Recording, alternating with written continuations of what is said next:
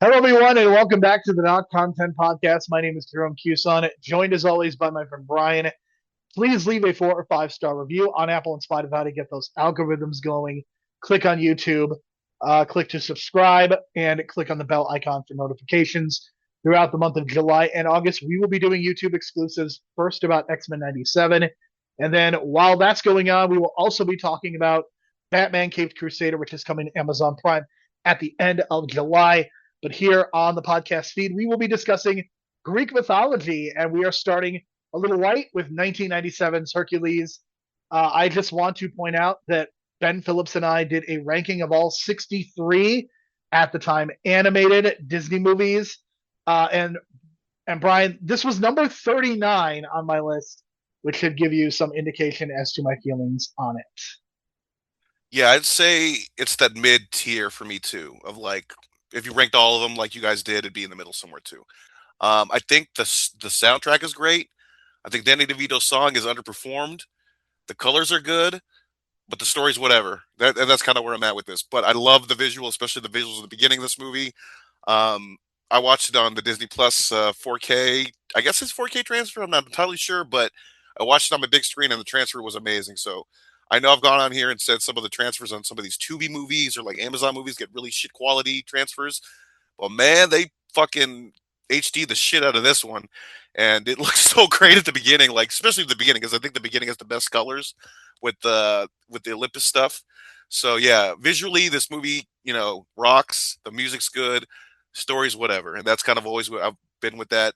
It's not the emotional gut punch that Lion King is, or even Aladdin has, and Beauty of the Beast has. But I think, at this time, because if you kind of remember this, Disney did not release movies every year until the 90s, right? Like this was like a relatively new thing. So I think Yeah, getting I all those mean, bangers because back to back, animation took a lot of time, so they were right. not So now you supposed get to do all these that. bangers back to back. Now you get like these B level movies, coming out. It's like, oh, it's not as good as Lion King. It's not as good as Aladdin. But because I think they came out so close together, you get that instant comparison. If these movies were released like 5 to 10 years apart, I think Hercules would have been more accepted as like, like a Robin Hood. You know what I I mean? mean, Like, I think Hercules. If it has 5 years, they probably come up with a better script too. Quite frankly, I mean, I think the problem is that this movie, to me, because of the success of Aladdin, I think this movie kind of feels like a knockoff of it, and I think that there's kind of that one for one connection between Hercules and Aladdin, and Danny DeVito and Jafar, and I'm sorry, Danny DeVito and Robin Williams. Um, and Hades and Jafar. I mean, to me, what stands out about this movie is James Woods, who is a terrible human being. But we're not going to talk about him as a terrible human being. His performance in this movie is what sells it, and any attachment that I would have to it comes because of his performance. I mean, Tate Donovan is perfectly fine as Hercules. Like, there's absolutely nothing wrong. Like, he's had a very good career. He does a good job. Danny DeVito also does a perfectly good job as Phil, but James Woods is the stand. that's for sure. And that was kind of like the general consensus at the time. For me, though, I think that the Alan Menke song at the beginning, the "Go the Distance," that really resonates with me. Like I don't know why, but I associated it with Brian Danielson when he was on that run when people were trying to push him to win the Rumble for like a couple years, and they threw it at our faces and rubbed it in our faces that he wasn't. But it's this idea, like if you listen to the lyrics of that song, it's very much this like independent wrestler on the road kind of thing, and like all the miles you're trying to put on, and then reach the big show and the big stage kind of thing. And like I really like resonate with that song when I think of like wrestling. It's just somehow those two connect with me. So that's why I really like the soundtrack. Except for the Danny DeVito song, that was like really disappointing every time I watch it. I think in this case, it's like like for Hercules, they changed the voice for the singing voice, right? So why not just do it with I mean, Danny that's true DeVito? for all of them. I think But it's they didn't do it with Danny DeVito, so it's like what? I mean, did they change Robin Williams' voice? I think it's the same premise. Like, oh, But Robin Robin Williams. Williams can sing, and look, I love Danny DeVito, and he's a great actor, but he can't sing, dude. Like it's just not his Of thing. course, Like no, I don't disagree with you, but I think again, I think that's what it comes back to. So, do you realize that this was originally supposed to be like Disney doing the Odyssey? Like they were going to try to adapt the Odyssey into a kids movie. I was reading that, and there's just no way. It's too adult. Even some of the themes of this were kind of like playing with that adult theme because, like, spoiler, folks, Zeus is not this happy-go-lucky dad that he's portrayed to be.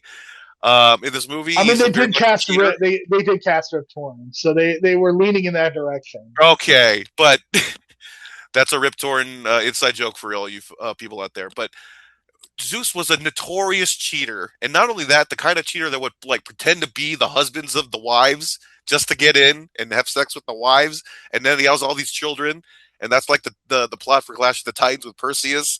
Similar things going on here with Hercules, except they didn't portray it that way. So yeah, I thought that was really interesting because like they really had to kid this up and make it kid friendly, and they just totally limited the fact that Zeus was a cheater and that his mom is not even Hera. It's fucking some other woman, dude. It's like, the truth about these Greek myths that are just so like adult toned that they kind of sugarcoat for kids, man. But I'm part of that because I love these Greek myths and stuff.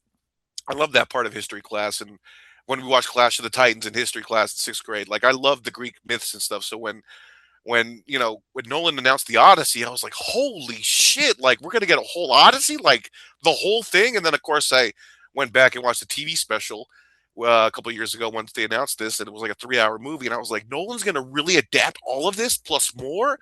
So then it led me to booking this Greek month. So that's kind of how we got here. But just thinking about like the translations from the books and the actual stories, it's like the Odyssey might be the definitive, translation, not one to one, but like damn near close to it because of Nolan's obsession with that kind of thing. So in this case, you're not going to get that because it's a Disney movie, but the visuals are fun. And you actually get a beheading in this movie, a couple beheadings, but it's the Hydra. So once you cut the head off, it just grows more. But that was a Yeah. really cool visual for the time in Here's what I'll '97. say. I think what makes this movie stand out above other Disney movies that are in the middle of this, in kind of that middle tier, bottom tier. I do think the ending of this movie, by having the idea of like the female love interest actually dies, but because it's Hercules, like he can go to the underworld and go into the river Styx and kind of redeem himself and sacrifice himself in some way. I think this is where the movie is actually at its best, and sometimes the endings don't work, but I think James Woods really sells it well, and I think it's animated really well. So I think the ending is actually kind of my favorite part. Like I think the ending sequence is actually the most engaging, which is again very unusual for a Disney movie because sometimes I think the endings kind of falter. Like the Aladdin ending is fine, but it's not like the greatest thing in the world. It's kind of perfunctory, and aside from Jafar being the genie.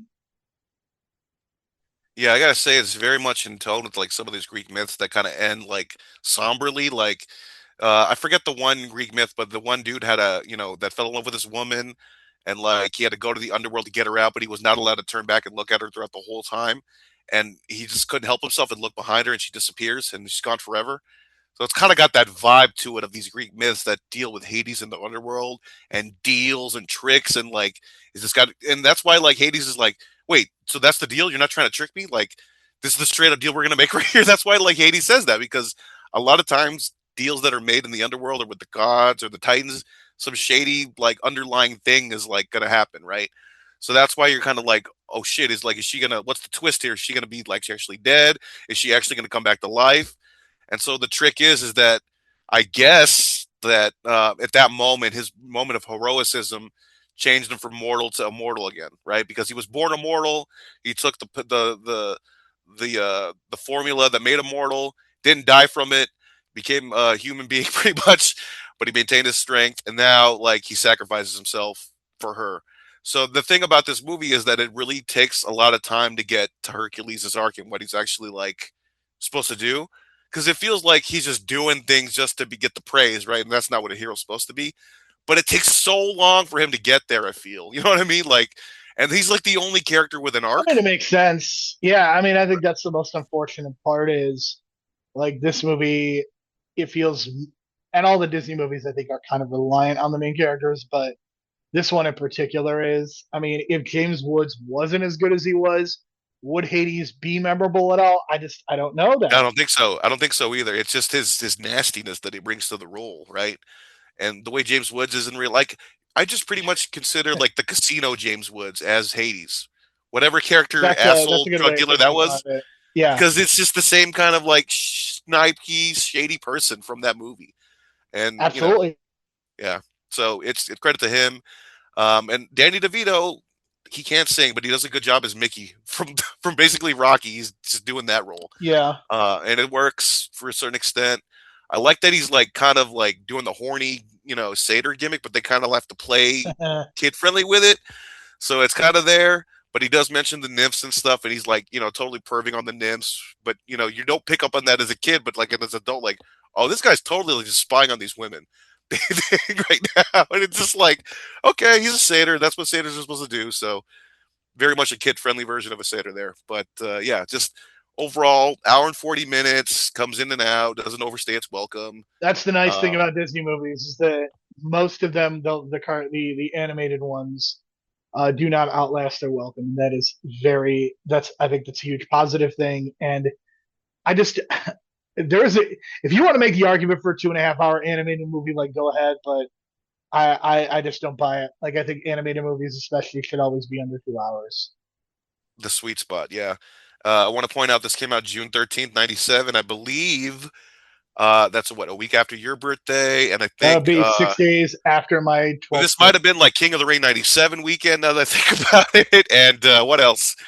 Um, I definitely saw this in theaters. I did not yeah, see it until it was like that's in the a thing too. second Is like run I theater. didn't see this in theaters. Like this is one of those Disney movies that was always played like on after school when you go to the after school program, and they need a movie to play. It was Of always like course. Hercules because this was like just came out at that time. Um, and it was just like, oh, here we go again with Hercules. But I was sitting down and enjoying it every time. So I do find myself enjoying this movie, even though I kind of trashed on the script a little bit. But that's just because it's like a simple script, I mean, and there are even though parts of this movie that I like. there's like I like the seven ending, writers too. Like if you notice, there's like seven people of attributed to the course. story, but that's too many cooks in the kitchen, I guess. But again, you're dealing with Greek myths, and again, these Greek myths are very adult, so you got to really water them down to like a kid-friendly version, like I've been saying. And they kind of had to, do some things with the script and kind of like make some compromises. So that's kind of where I'm at with it. But overall, a fun watch, and I think this. I don't know. Are you a fan of Little House, or not Little House on the Prairie, Little Shop of Horrors? Don't think I've seen it front to back. Wow, but like the way that the singers, what's the term for those singers? The not tenors, but like like every time there's a Greek play and then there's like the three singers that are like singing the exposition. The That is trailers. also in, yeah, that's in this, and that's also in uh Little Shop of Horrors as well. And I kept thinking like there's a lot of like influence from Little Shop of Horrors on this film, it feels, just by the way of the nature of That's the certainly singing possible. and the musical nature of it all. So I wanted to point that out and kind of fit that vibe too with like because they didn't actually do like Greek Middle Eastern music. They did like soulful R&B, like Motown style music. So that was a really cool like change up. I think this movie really needed, and it actually sticks out with the soundtrack. So For sure. So that is the end of our first Greek week discussion. And why don't you talk a little bit about next week? overall, 7 out of 10 for me. I think you're probably around the I'm at a same rating. six. I'm at a 6 out of 10. Yep. Okay, somewhere around there. So next week is Jason and the Argonauts, and I wanted to have at least one Ray Harryhausen movie. I had two penciled in.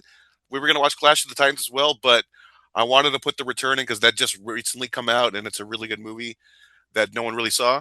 So we're going to switch it up a bit. But Jason and the Argonauts, man, is quite the memorable movie. It's like the most influential I movie of don't Tom know. Hanks' I have life. definitely seen clips. Like I have seen clips. I Yeah, and don't you'll be think I've seen it surprised at front to back. this. Yeah, because you'll be surprised at some of the effects. It's not just claymation. It's like literally like, oh, we need a Poseidon. So what do we do? Let's just fucking I forget the term, but like we'll have a not the green screen, but like double layer it and have like footage of a guy gigantic, just normal human being, and then splice it in with like the little ships, and that's all they had to do. And you get a Poseidon. So you know what I mean? It's like simple shit, and of course everyone knows the skeletons at the end, and we'll talk about that as well. But unfortunately, Jason and the Argonauts is like a half story, and I'll get to that because basically they only told half the story, And that's the thing that people don't realize about this movie. Like they'll hear the legends about this movie, the Ray Harryhausen stuff, but the fact that they cut it in half is kind of where that kind of rubs me the wrong way, and we'll talk about that next week. But after that, we'll get to the Odyssey from '97, and then after that, the Return. But next week is going to be Ray Harryhausen at his best, his most famous work probably, and yeah, we'll definitely talk about the famous skull scene. All right. For Brian, I am Jerome. Thank you so much for listening. We will talk to you again next week.